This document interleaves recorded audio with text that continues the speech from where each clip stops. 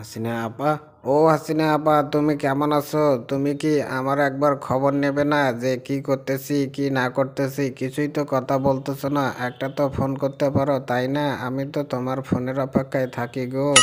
হ্যাঁ হ্যাঁ, আমার ফোনের অপেক্ষায় তুমি থাকো না। তুমি যে কি কাজ করতেছো সব তো আমি দেখতে পারতেছি। ঠিক আছে, করো তুমি বাপু, মজা বুঝবে। ঝাল খেলে যে ঝাল খাবে সে তো মজা বুঝবেই। ঠিক আছে, ঠিক আছে, করতে থাকো।